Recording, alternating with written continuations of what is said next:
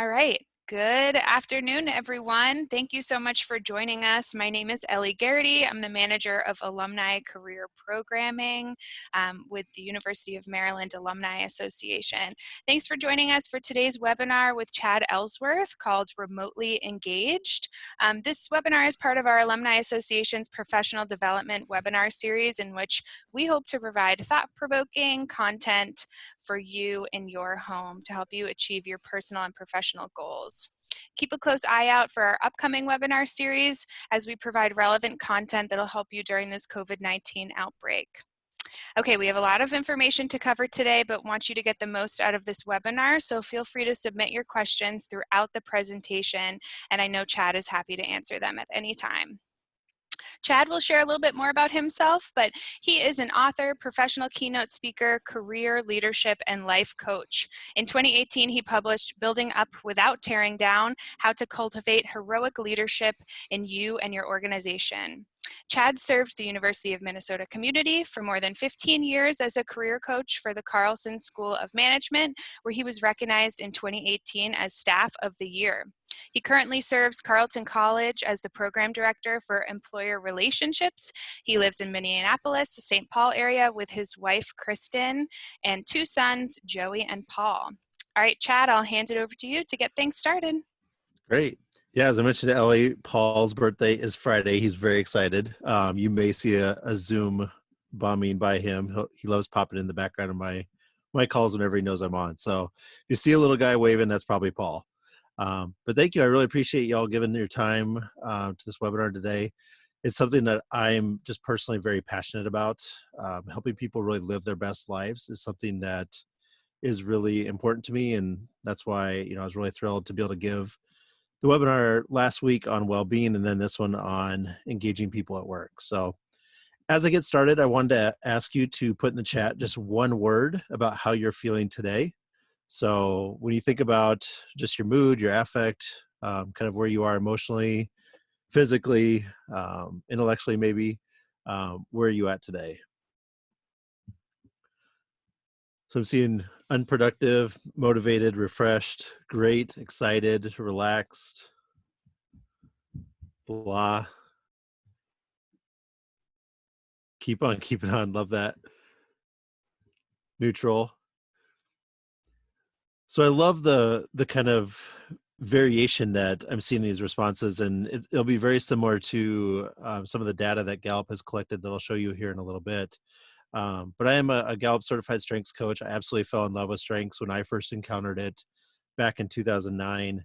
And Gallup really produces a lot of great research in terms of especially engagement in the workplace, but really overall just kind of what it means to have a meaningful life. And I'm really happy to present that to you here today. So if you happen to be with me last time, you'll know I love these little acronyms. So today we're going to get real. And so we're going to talk about the reality of remote work, just what this new reality that we have been living in for somewhere around a month, given where you might be in the country. We're going to talk about employee engagement and what we know the pillars and kind of core principles of driving employee engagement really are. That we're going to talk about how you can apply those to managing in this new remote setting that we're all living in. And ultimately, I want you to leave with a plan for engaging and strengthening either yourself or your team through this remote work setting. So Ellie told you a little bit about me, but this is kind of all the various roles that I've held that I can think of. You see a picture of my book there on the right, and the book is actually an outgrowth of my master's thesis that I did there at Maryland. So in a lot of ways, it was about 15 years in the making and is really, in some ways, a culmination. And it's hard to think at this point in my life that I've already peaked. So I hope that's not true. But it really did feel like all my best ideas, skills, stories kind of coming together in this one place. And it was a lot of fun to go through that process. I'm actually working now on book number two, which will be a lot of the same principles, but focused more on the workplace and how you lead within where you work. Because the first book, Building Up Without Tearing Down, is really centered on kind of the idea of personal leadership and leading yourself first, and then how you can grow your leadership outward from there. So we talk about employee engagement. I want to kind of set the stage and look to where we were, about January or February, pre-COVID-19. And the data has been really steady year over year, even decade over decade, that about a third of US employees are engaged at work. That number actually hit what I believe was an all-time high in February at 36%. So it's not a number that varies very much year to year. However, in the world's best organizations, so when Gallup looks at their data and they look at the top 25% of organizations, that number is as high as 70%. And so what it tells me is that 33%, that one in three, is not a number that we have to live with. There is the potential to really create this high level of engagement amongst our employees, amongst our teams, and really have that thriving workplace. On top of that, Jim Clifton, the CEO of Gallup, has said that 70% of the variance in great workplace engagement comes down to just one person, and that's the manager. And so the best way I think to look at this is that one person really can make a difference. When you think about 70% of that variation is due to just one person, that's pretty incredible, because it doesn't matter what senior leadership is doing, or all the other teams around you. But if you are in a leadership position, you have a great amount of control and power to really shape the engagement on your team. And I think that's an awesome responsibility, but also just a wonderful gift, knowing that you can really make a real difference, regardless of the circumstances that might be around you. Now, I hope I don't have to, kind of convince anyone of the value of employee engagement, but this is my slide that shows you that there are very real, tangible business outcomes that come from engagement. So it's not just this warm and fuzzy, we want people to feel good coming to work every day. We want people to be happy at work, but there are very real, very tangible, and actually really significant outcomes that come from engagement. So all of those kind of negative things at the top are obviously much lower percentage wise, with employees that are highly engaged. And towards the bottom, you see the positive ones. So starting with customer metrics, productivity, sales, profitability. So everything that you want and the things that you don't want all come down to employee engagement. And that's why this is such a just critical piece of the workplace culture. So looking at kind of the totality of where we were, we then enter this new threat. So this new variable in this entire equation of the coronavirus and COVID-19. So when you look at about 33% of our workplace was engaged at that point, and now knowing that huge portions of our workforce are going remote, that is certainly a huge impact, and it will have a significant impact on our workplaces. So we weren't necessarily starting from this great position of strength to begin with, but now we have this even greater challenge. So as of April 23rd, and this is the most recent data that I've been able to find on Gallup's website, just to kind of show where we are as a nation. So 39% of the US population say that things are getting better with related to the coronavirus. 41% say they're getting worse. And so there's a very stark divide between folks that think it's getting better and those that think it's getting worse. 57% say that they're worried about contracting the coronavirus. 48% say they're worried about severe financial hardships as a result. And then I thought this one was really interesting in terms of our conversation today. 59% want to continue to work remotely as much as possible, whereas 41% want to return to their workplace or office to work. So this new environment where we have what you could call this great experiment in remote work, we are actually finding people that are finding some positives about it. And yes, many of us are dealing with all these different, challenges at home. We're taking on the role of full-time parent, full-time teacher, maybe a full-time caregiver. And then, oh, by the way, we're also full-time employees. So we have these multiple roles that are taking these huge demands on our time. But despite that, the majority of us are finding that there are some real positives to working remotely. And maybe not all the time, but certainly more often than maybe we did before. So this new threat is really the picture perfect example of VUCA. And VUCA is actually a phrase that comes out of the US military, but it stands for volatility, uncertainty, complexity, and ambiguity. And this coronavirus COVID-19 situation that we're all in has all four of those characteristics in, a great amount. And so this is that classic, just ambiguous, volatile, just confusing, complex time. And I want to drop back and talk about this from a physiological perspective. So if any of you are biochemists, I would welcome an explanation in the chat box. I am a liberal arts major myself, and so this is not my area of expertise. But from my limited understanding of chemistry, especially biochemistry, there are two chemicals that really play into our bodies at these times. And the first one is oxytocin. And what oxytocin, it's known as the hugging hormone. It's the one that really helps create and foster social bonds. So when we're in situations where maybe we feel threatened, when we come together, this chemical actually helps us feel safe and secure. In the workplace, some of the behaviors you see there on the left of the slide, those are some of the behaviors that can actually drive oxytocin through our bodies. So you'll notice they're all about that kind of social, relational concern. So when we show openness, when we show trust, when we show compassion, that drives oxytocin. Now, oxytocin and cortisol have this kind of teeter-totter relationship in our bodies. And cortisol is that classic chemical behind the fight, flight, or freeze reaction. So whenever in those situations, like say a big bear comes running up behind me all of a sudden, and if that's going to happen, somebody please put something in the chat box and let me know. When that happens, this cortisol starts just flowing rapidly through our bodies, and it prepares us for action, but really it's about self-preservation. We stop having as much ability to think about the people around us, and it's more about how am I going to be safe in this situation.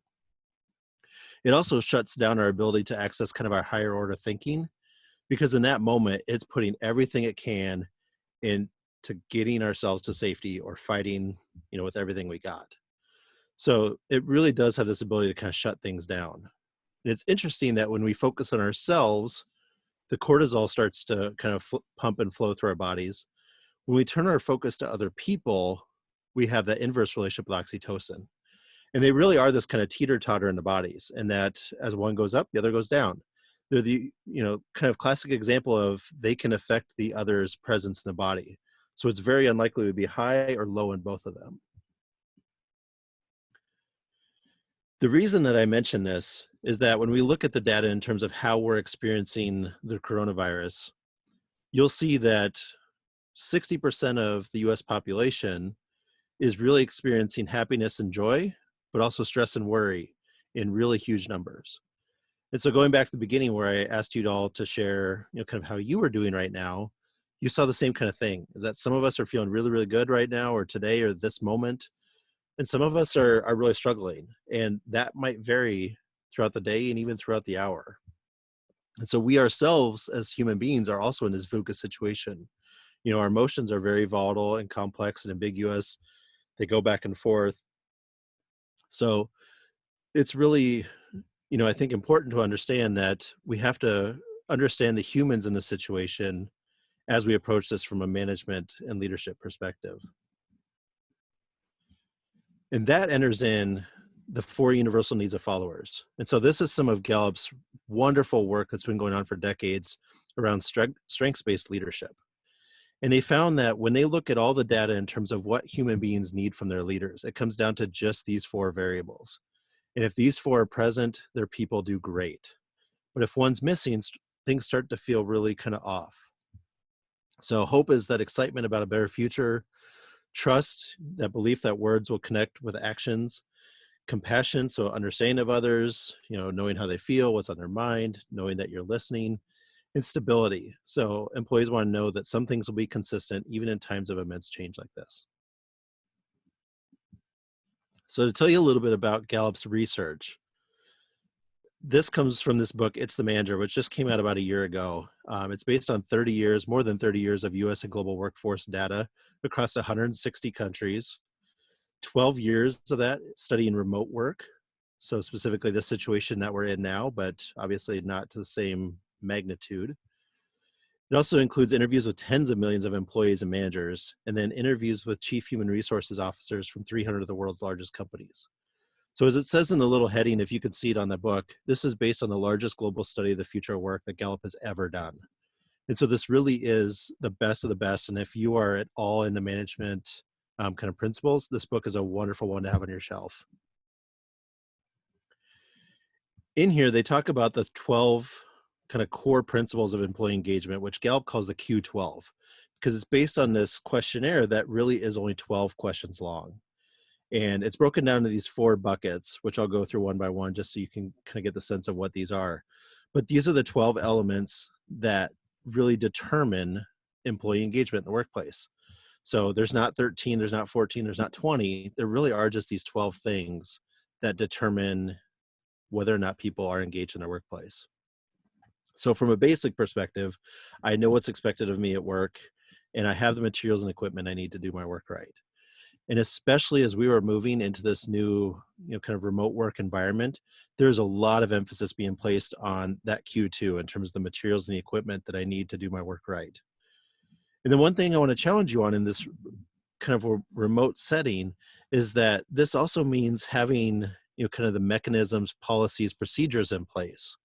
So it's not just about the physical equipment. Certainly we had to ramp up very quickly and get people the tools that they need to do their work, but we also have to create the opportunities and the processes for us to do this work together in a new way, because all of that, has kind of been thrown into disarray by some of the different circumstances that we're dealing with. The second bucket tends to the individual needs. So at work, I have the opportunity to do what I do best every day. So it's that core strengths ideology. As a human being, am I able to give my best talents back to my workplace? In the last 7 days, I've received recognition or praise for doing good work. So think about that. Once a week, has somebody received recognition for a job well done? My supervisor or someone at work seems to care about me as a person. So again, that basic human connection.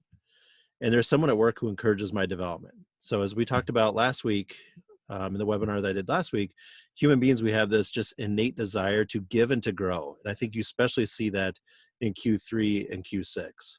It's tending to those needs that we want to be able to give from, who we are at our best, but also we also want to grow those talents and those skills. The third bucket, so the teamwork needs. So at work, my opinions seem to count. So really that welcoming of diverse perspectives. The mission or purpose of my company makes me feel my job's important. So they see that connection between what they do and that ultimate, kind of end goal of the mission of the organization. My associates or fellow employees are committed to doing quality work. So it's that trust in others that I'm not just plugged along on my own here, but I'm doing something as part of a larger team and we're all delivering at a high level together.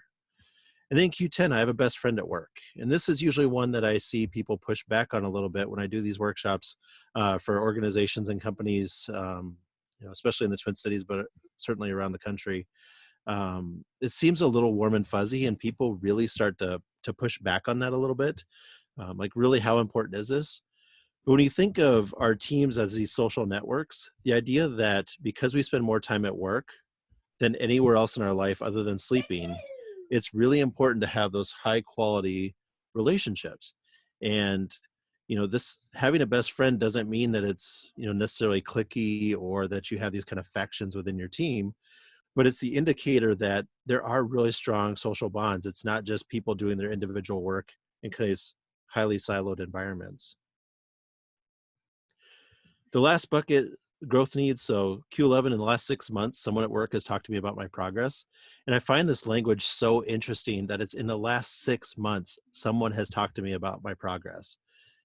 I've seen so many organizations that, this is really a weekly, if not monthly conversation, that the barometer for highly engaged teams is only 6 months. And how many organizations then must, fall outside of that and not do it at least that often.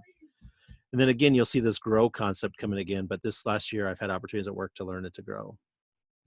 So those are the 12, kind of research-based, data-driven elements of great management based on, all sorts of wonderful research and data that Gallup has compiled over the decades. From a leadership perspective, I find those, 12 is a lot to kind of get your head around. And so I've kind of boiled down 6 core principles of what I call cultivating courageous cultures. And really what that means is these are the 6 actions and behaviors that leaders can take that equip their teams to really bring the best work. So innovate together, perform at a high level together, and also have those certainly strong kind of social connections. And I'll talk about each of these 6 here and how those connect to our remote environment. So Ray Dalio, who is this author of the book Principles. He's the founder of Bridgewater Associates. So if you're not familiar, Bridgewater Associates is an investment banking organization. And investment banking is not one of those fields that's known as a super touchy-feely area. They're not warm and fuzzy. They've got that really cutthroat, kind of hardcore business mentality. So I find it fascinating that this quote comes from Ray in his book, The Principles. But he says meaningful relationships are invaluable for building and sustaining a culture of excellence because they create the trust and support that people need to push each other to do great things. So in this idea of the team concept, and that's the idea that we collaboratively not only perform at a higher level than just me, myself, and I, but that our safety as a group is somewhat more important than the individual. And I throw some caution in there, going back to the book that I wrote. I'm very sensitive, and if you happen to pick it up, you'll understand why. Personal safety is of the utmost importance in an organization. And this is the idea that we know that the organization is looking out for all of us. It's not just the organization's needs before my own. It's that shared commitment, kind of interlocking puzzle pieces that all of us are in this together. Together we have each other's backs, and it's that ultimate trust that nobody's going to try to, pull me down or stab me in the back or, try to get ahead of me by shorting me in some way. And I think one of the ways that I've seen this, kind of illustrated, certainly related to the Terp community here, is this Shells United. And it's that idea that we're trying to get through this really difficult situation, this VUCA situation with high volatility, uncertainty, complexity, ambiguity. And the only way through this is for us to trust each other. I've got some friends that are in some businesses that have been really highly affected by this. And they are just hoping and trusting that, kind of everybody else does the right thing so that we can, flatten the curve and get through this and they can open their businesses back up again. And so this idea that together we have to just trust each other, that we're all going to do what's good for us collectively, is really the best way through this. So in terms of the workplace, and it's almost right on cue, thinking about how you can really demonstrate this, we're all in this together mentality. And so especially when we're on these Zoom calls, and when I say it's right on cue, you probably see my cat Blitz right now. But as leaders, it's really important for your people to see you as a human being. And so I know there's this temptation to, want to, do the full suit or whatever on Zoom. Maybe you're already past that and that you've already given up on that. But really showing that you're there with your people, you're experiencing the same things that they are, really connecting with each other as human beings first and foremost is such a powerful way of building this, because you're showing your vulnerability. So, if the cat walks across the screen, or a kid pops in the background and starts talking, like, that's human. And it gives everybody else permission to be human too. So really thinking about that tone that you set by demonstrating that vulnerability. Gallup's database includes every major crisis, going back to the Great Depression, 9/11, the economic crash of 2008, Korean War, Vietnam War, all these different things. And the thing that determines whether or not we get this rally effect, it's kind of bonding together, is that idea of we are all in this together. And the more that we can unite each other and show that commonality of common bonds, the more powerful that message becomes and sets that tone.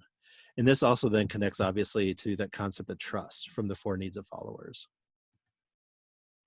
The second principle is the one of the sacrifice. So uplifting other people. And Adam Grant has this wonderful quote from his book, Give and Take. He says that givers are often looking at the people around them as diamonds in the rough, investing in such a way that they're able to allow these people to achieve greater potential than they thought possible.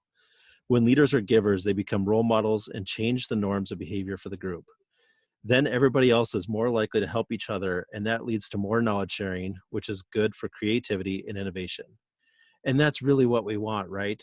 Like, we know that it's this kind of paradoxical thing that the more I give people the bandwidth, but also the encouragement to kind of take the spotlight and to be the star, the more that they then in turn do that for other people. It really creates that powerful culture of, giving other people that opportunity to shine, knowing that our turn will come. And so it really is this powerful role modeling, as Adam Grant talks about.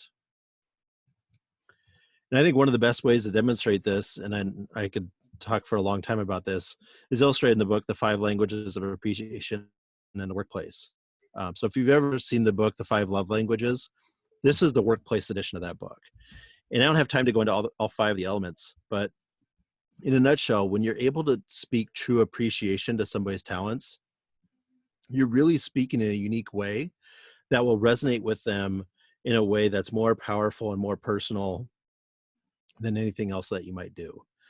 So for example, if my primary language is words of affirmation, but I have a supervisor who believes in tangible gifts, that affirmation is going to just miss the mark a little bit. Like, I'll know the intentions there, but if my boss really wanted to kind of speak directly into my heart and my mind, speaking through those words of affirmation is a powerful way to do that. And by the way, that is my primary language. So I love those little handwritten notes. And so especially in this virtual time, one way that you might give words of affirmation is really varying your mode of communication with somebody, in terms of how you communicate it. Taking the time to drop a little note card in the mail, sending a little email, doing it verbally, doing a video chat. So just varying that up can have a really powerful impact. Quality time, so that means really truly being with the individual as you spend time with them. So, not attending to your cell phone or, looking off screen, but whenever you're meeting with that person, just really giving them full attention, and really, using those active listening skills, to really make sure that they feel heard and valued, and, making sure that you're watching the little dot on your screen too, so that the eye contact to some degree is there. Third one is acts of service. So looking for ways to take, maybe the menial, less important tasks off somebody's plate so that they can focus on those things that are really more meaningful. And going back to the Q3, that I have the opportunity to do what I do best every day. So giving them the opportunity to really showcase their talents, where are their real gifts, and how can you give people more bandwidth to be able to really deliver on those things that are important to them. Tangible gifts might seem really hard at this time, but even just little, so it's not about the amount, but it's the thought. It's very much the thought behind the action. But if you can, maybe send a little gift card somebody's way, that they could treat themselves, especially if you know some of the things that resonate with them that they really enjoy. One of the people on my team always has tons of photos around her desk and in her car, of her kids. And so for her birthday this year, I got her a little gift card to Shutterfly, just to give her the opportunity to get more of those cards, or maybe a personalized gift of some kind. And then last, physical touch, which is certainly a little iffy in the workplace, but it's about the nonverbal communication. So especially as we're socially distanced, this is a really hard one, right? But giving people that nonverbal communication. So a lot of it kind of dovetails with that quality time. But I will say, you'll see on the screen, chapter 12 is all about the language of appreciation in remote settings. So there's lots of really great information on that. The third principle is courage, which is kind of a shorthand way of saying connecting with compassion. And I have to tell you, I love the etymology of words. So courage comes from the word for heart, from the Latin, so cor, C-O-R. And compassion comes from the Latin word meaning to suffer with, or and to endure with somebody. So it really means being in that place with them and really truly empathizing with them, and really connecting on a deeply personal way, connecting at the heart level. So wonderful quote by Thich Nhat Hanh, but he says, when you plant lettuce, if it doesn't grow well, you don't blame the lettuce. You look for reasons it's not doing well. It may need fertilizer or more water or less sun. You never blame the lettuce. Yet if we have problems with our friends or family, we blame the other person. But if we know how to take care of them, they will grow well, like the lettuce. Blaming has no positive effect at all, nor does trying to persuade using reason and argument. That's my experience. No blame, no reasoning, no argument, just understanding. If you understand and you show that you understand, you can love, and the situation will change. And so obviously this connects to that idea of compassion from the four needs of followers. It's right there in the title of the slide, but employees need empathy and compassion when they feel vulnerable. And in this highly volatile, uncertain, complex, ambiguous time, we are all feeling a little bit vulnerable. You know, our businesses or our industries, our home lives might be just going through some disruption. And it's, you know, really easy to fall into that cortisol response. Remember, that stress-based response. So how can we swoop in with the oxytocin and really give that support and that courage through that? You know, by giving people that support that they need, we can really empower them and give them that strong dose of courage and compassion. And with compassion, it really means connecting on that personal level and really being transparent and communicating with authenticity as much as we can. And one of the great strategies of doing this, and I know that this is a really short amount of time we have here, and I could spend an entire session talking about coaching skills, but really focusing on this movement that, as Gallup calls it, from boss to coach. So bosses, you know, will announce and dictate, whereas coaches really seek to engage and provide. So they see themselves as the equippers of people. You know, so how can I empower this person and equip them to be able to deliver the work that I know they're able to? You know, we go through all this work in the hiring process to identify people who have talent. Then how do we set them up to actually deliver that talent? Bosses, that classic kind of industrial revolution mindset, you know, they seek to maximize the output, you know, and really just get every last drop out of somebody. Whereas coaches really think, how can I maximize somebody's talent? You know, how can I put them in those situations like Thich Nhat Hanh said, where the lettuce really grows and really thrives? Bosses tend to be past oriented.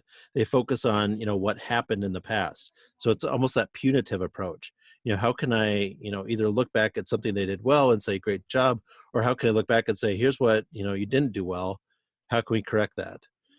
And coaches, it's really about, and I should say bosses, it's not even always about how can we correct that, but just pointing out the mistake. Whereas coaches, it's really future oriented.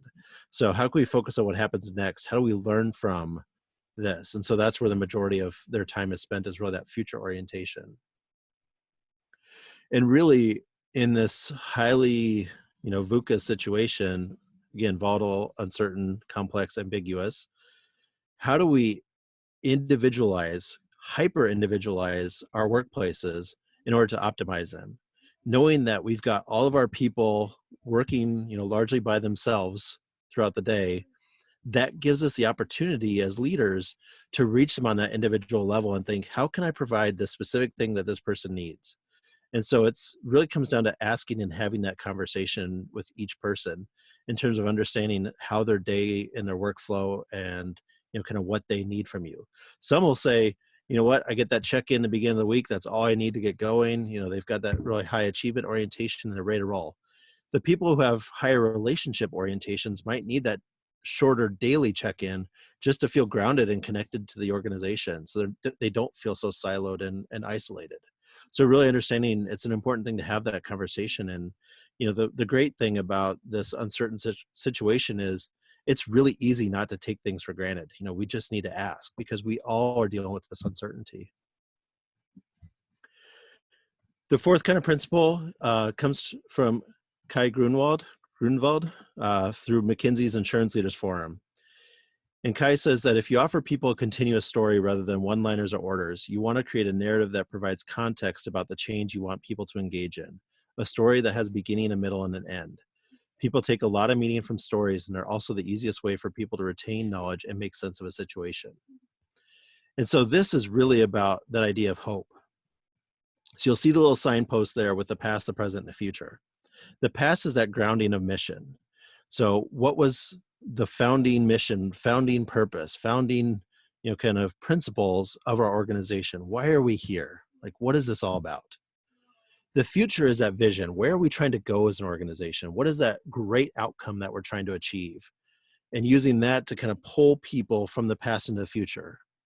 And then the present is really about maintaining that hyper awareness on the small wins. So one of the biggest predictors of engagement at work is a sense of daily accomplishment and progress. So that's where I say, like, if you need to check in daily with people, this might be one of those things you check in about, or even as a team, just resetting at the end of the day. What did we accomplish? But focusing on today and its small wins is a huge driver, because then we start to see the bridge to hope. So that bridge to the future. It's what we did today is ultimately getting us to where we want to go in terms of that future goal that we have. And in this, kind of highly uncertain time that we have right now, hope is really the thing that our people need most. So this is a really important piece of, how do you provide that hope? And hope is really that belief in a better future and the belief that we can get there. So the daily progress and the quick wins, the small wins, those are really important to achieving that. The fifth one, so I see the four kind of first characteristics that I presented are really the box, the container that allows the fifth one to happen. And I've really intentionally sequenced these for that reason. But once we have that container of a psychologically safe team, we can then invite divergent perspectives. So Simon Sinek, in his recent book, The Infinite Game, says that leaders are not responsible for results. Leaders are responsible for the people who are responsible for the results. The best way to drive performance in an organization is to create an environment in which information can flow freely, mistakes can be highlighted, and help can be offered and received. In short, an environment in which people feel safe among their own, that is the responsibility of a leader. And what I really want to focus on from this quote is that idea of information flowing freely and mistakes being highlighted. That obviously can't help or can't exist if you don't have that safe environment first. So through those first four principles, you set the stage for this one to happen. But we know that when people can bring, these ideas that seem off the wall or that they're worried might be criticized, as human beings, it's hard to bring up a divergent perspective anyway, because we're so socially oriented. We want to be accepted by the other people on our team. So it's already hard to do this. And so how can we set up the culture of the team, even in this virtual setting, to be able to allow people and really encourage them and invite them to bring these diverse perspectives, because that's where innovation and great ideas come from. The Harvard Business Review, just a couple weeks ago, actually published this article, and it's much longer than this, but the little piece, and I know the graph is a little bit smaller on the left, but it says employees who are empowered to experiment are more motivated. And so there's this really powerful correlation between experimentation and being able to take risks and also being motivated at work. So when we invite people to bring, their best ideas, we're also inviting them to bring their best in terms of their motivation and who they are. So one way that you might structure this, and this is straight out of the article, on Monday, focus on learning and possibilities. So what was the impact that you had last week, and what did you learn? So how do you crystallize that learning from the previous week? And then looking ahead, what are the opportunities to experiment this week? And then on Friday, the focus is again on crystallizing that learning. So celebrate what happened, acknowledge the really great things that occurred all week, and just check in with people, especially those longer term projects. Look for those status updates and celebrate. Again, going back to that idea of employee engagement's biggest motivator are those small wins, and just keeping track of that progress and kind of process towards the future. And that leaves us with Tuesday through Thursday. And really the leader's job in that time is to reach out to people and teams and to spend some time just slightly gently stretching them. Knowing that especially right now, it's really easy for people to shut down and feel overwhelmed. There's so much going on. So how can we reach and just pull them a little bit forward, or give them that little piece that can just stretch them ahead a little bit. So it's really about nudging, Tuesday to Thursday. How can we nudge people during the week? The last piece is speed.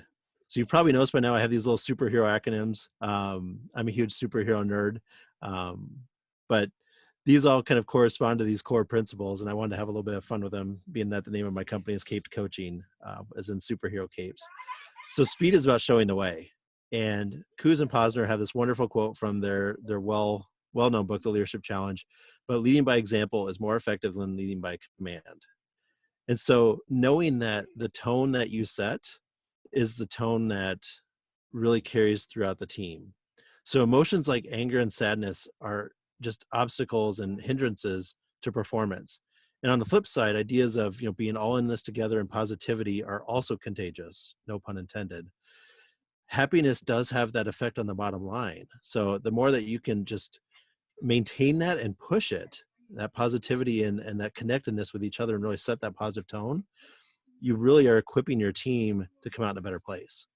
And one of the things I fundamentally believe about leadership is that you are your own first follower. Because if you don't buy in by walking the talk, so to speak, if you don't buy in by being the one to go first and showing the way, nobody else is going to buy in either. So you are your own first follower. So as a leader, I really challenge you to think about how can you be the one that really sets the tone and demonstrates all the things that you want to see from your team, because you have to show it before they will follow.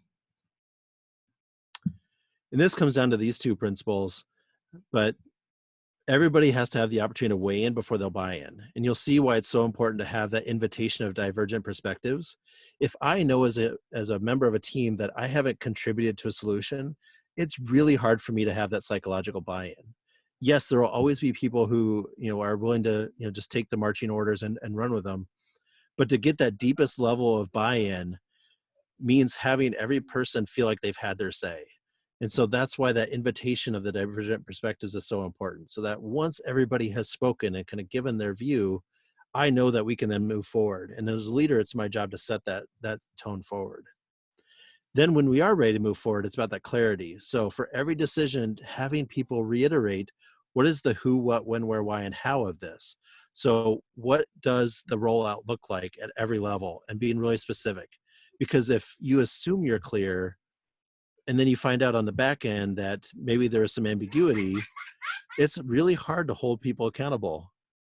So buy-in, so the opportunity to weigh in, and then that clarity are really critical to moving things forward, especially in these highly ambiguous times. Last, just to give you a little bit of a resource here, Gallup created this COVID-19 leadership audit, and I have this on a handout that I created. There's a bit.ly link on the very last slide. So you can actually get the direct link to this leadership audit if it's something you're interested in. But it talks about, these are the 5 questions to ask your team during this time, or kind of rephrase that you can ask them. But clear plan of action. So again, that kind of clarity, clear as kind, as Brene Brown would say, that I feel well prepared to do my job. Again, not just the physical, kind of tangible tools, but also the processes and the relationships that I need to do my job. My immediate supervisor keeps me informed. Again, you see that communication piece coming through again.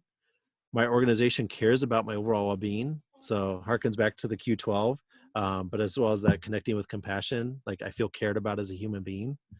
And then the last one I want to just touch on a little bit, but over the past 24 hours, how often have you been practicing social distancing? And the idea is that by asking this of your people, it's not just I'm trying to spread the message about social distancing, because people know about that. Like, it's been all over the news.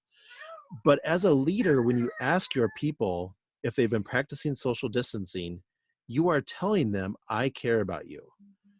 Whether or not, they think it's going to be effective is irrelevant. Just the fact that you're checking in that way about their well-being has this powerful impact of saying, I care about you as a human being.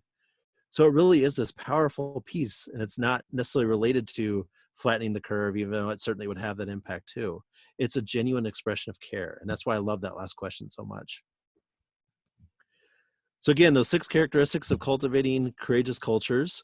So the team, the sacrifice, courage, strength, question, and speed. And probably on this slide, you can really start to see the superhero themes kind of come out a little bit. So I hope that was helpful for you as you lead your teams in this volatile, uncertain, complex, and ambiguous time.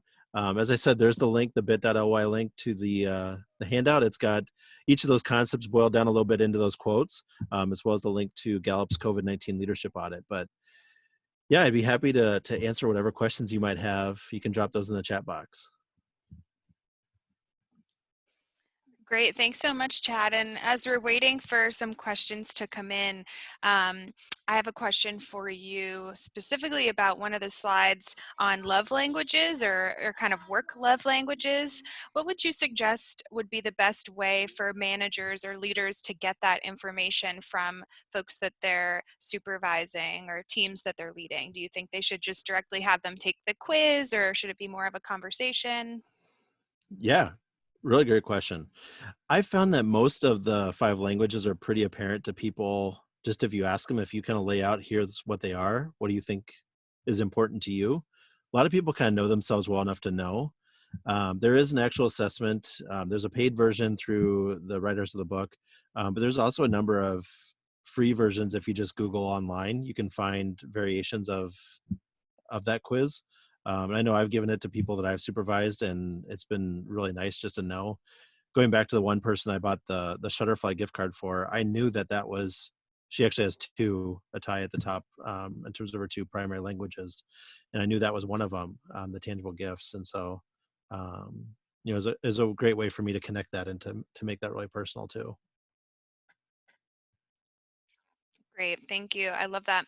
And then, do you have, I know this is a loaded question, but if your supervisee maybe shares that they aren't feeling very supported during this time, or maybe if they take the kind of quiz that you showed us or the assessment and the score is low, do you have just kind of like a quick kind of maybe one or two next steps that you would suggest for some of the managers that are on this webinar? Yeah, absolutely. I mean, I think the hardest thing is I think it's really hard not to take that personally. And so if I could, really lead with one piece, it would be don't take that personally. I think 99%, if not 100% of the leaders out there really do truly have good intentions and want to help their people. Sometimes all of us, we get stuck, by our own thoughts, our own, kind of insecurities. It's hard to see people's um, feedback for what it is. And so that's why I go back to that principle of connecting with compassion, but to really be in that place for that person. So in that sense, as a leader, I really want to set myself aside and really be there for that person, knowing that it was probably extremely hard for them to express that level of candor and honesty about how they're feeling. And so know that that was probably really difficult for them. And just to set aside my feelings about, maybe the wording wasn't quite right, or maybe it was just easy for me to take that personally because it was something that I felt vulnerable about. So really trying to honor that, and go into that coaching conversation then of, really how can I help you be your best? And I really missed the resource on that particular slide in terms of bossing versus coaching, but the grow model is a really accessible coaching model, in terms of you can pick it up, and implement it pretty quickly. But it stands for goals, reality, outcome, and I'm blanking on the W now. But it's kind of where do we go from here? So it's really, when you think about coaching, the basic is understanding where people are and where they want to go, and then coaching the process to go from A to B. So helping to try to understand maybe not what's not working for people and why they might be feeling that lack of support, that lack of engagement, and really trying to be there in that place and understand their reality and asking those questions that are really focused on them. And again, that creates that really strong sense of trust, because you're showing that genuine concern. And one of the things that another leader actually taught me that I absolutely love is that sometimes the role isn't a good fit. And the best thing you can do is help people see that, because when they're it takes a lot to be able to leave a role. There's a lot of uncertainty and there's a lot of financial reasons sometimes. Like there's so many variables that go into that. But if somebody is truly not a good fit, the best thing you can do in terms of honoring that person as a human is helping them get to that same place, and then help them get where they want to go. Think about how you could actually maybe provide them some side projects that might develop some skills ultimately in an area that they want to go. So I always say, like, the degree to which you can meet them wherever they are, you really create great credibility. And then when the person leaves the organization, if that's the case, they'll have nothing but good things to say about you despite leaving. And that helps, bring more great talent into the organization.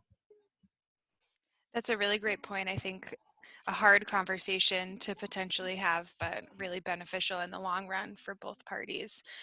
You made me think of, when you said don't take it personally, made me think of an acronym. I know you love the acronyms, but at an old job, they told me Q-tip, quit taking it personally. And that was something that I tried to keep in mind. Throughout the days, the weeks, the months when receiving feedback. But we Mm-hmm. did get another question that came in. If you have a leader in your organization who believes strongly that commanding is more effective than coaching and leading by example, what can you suggest to that person to become more open to coaching-oriented leadership?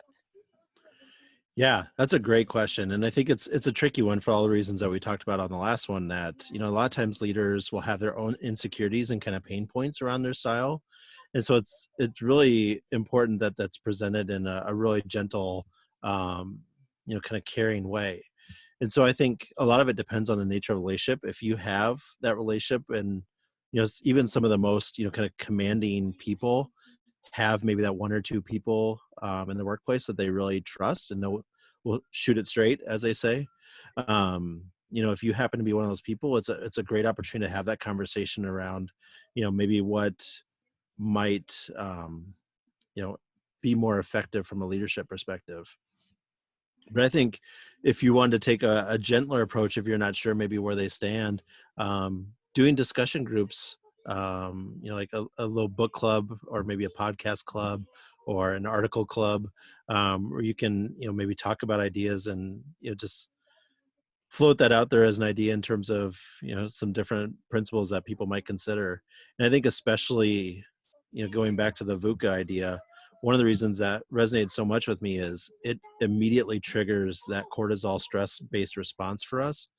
And so knowing that we're already teetering as human beings on the edge of stress all the time because of this, it's important to really bring up that oxytocin based response, that care based response, in terms of bringing people back, or closer to the edge, or if not totally off the edge. So looking for those opportunities that you might be able to bring some of those ideas in a really gentle way. um, so it seems a little bit passive, maybe even passive aggressive, and I do live in the Midwest, so maybe I've just picked up on that. But suggesting, and I think especially in times like this when we're all looking for those ways of uh, connecting in new and different ways, a virtual book club or podcast club, or whatever the case may be. But some of the authors that have come up through the presentation here would be really great sources that all reinforce those concepts. And I think Adam Grant is a huge person right now in terms of popularity. The Work Life podcast that he does, as well as his book Give and Take, are great, just hugely popular things right now. So they might be more open to hearing those just because they are so prevalent in the popular culture right now. That's great. And actually, Maryland has a virtual book club already, and we have one that's dedicated to leadership. So I'll have to go back and look to see if any of the titles you mentioned have been featured. And if they haven't been, I'll be sure to plug some of those. Um, Deborah just wanted to comment and say, to your point about, sometimes people just might not be the right fit. It seemed like she had a situation like that at her job too. So glad that you brought that up. It looks like we covered all the questions that we have. I know this is a loaded question for you, Chad, but anything else you wanted to mention before we wrapped up here? I don't think so. Yeah, if anything comes up for anybody, honestly, I love talking about these things. Hopefully that's evident. Feel free to reach out to me. My emails are on the screen. Like I said, hit the download there. Hopefully you find that as a good resource to kind of drive further conversations too. It's totally free. There, you don't even give me your name or email or anything. So it's literally one of those things that you can just click on and download. That's awesome. Thanks for providing that resource. I'll be sure to send that out. I'm in a follow-up email along with the recording of this webinar and Chad's email if you want to reach out to him. Huge thank you to Chad again. This is his second webinar in 4 or 5 days, so we really appreciate his expertise that he's sharing with all you fellow Terps.